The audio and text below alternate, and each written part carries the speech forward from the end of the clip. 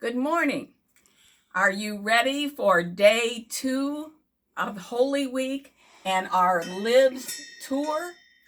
I hope it will be liberating for all of us, but LIBS stands for Land Illustrated Biblical Storytelling Tour.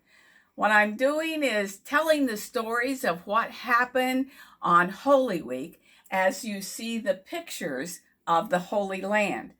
This is the view from the Mount of Olives of Jerusalem.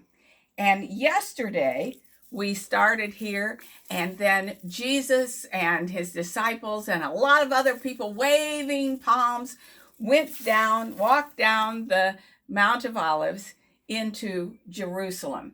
And then he entered the temple, and I showed you this picture of the temple.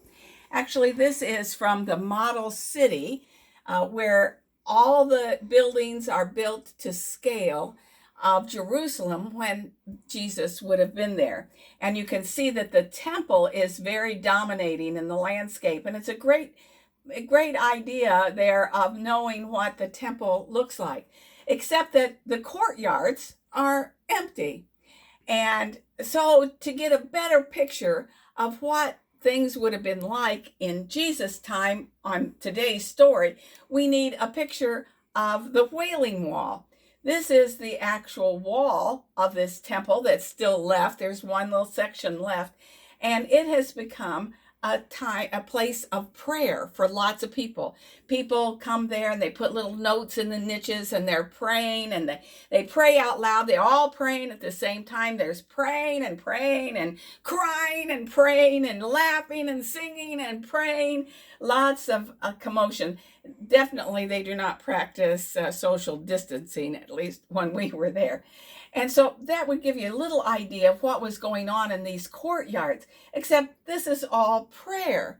So I think we also need a picture of the marketplace. This is the marketplace in Old City Jerusalem, and it's wall-to-wall people and vendors trying to sell their wares. Come buy this, come buy this, come buy this.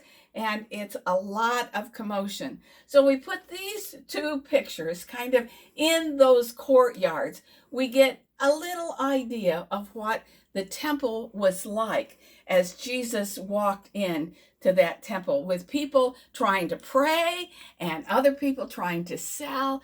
It was a big commotion in that temple. So now I would like you to hear the story that Mark records that happened the day after the triumphal entry. It's in chapter 11, verses 15 through 19.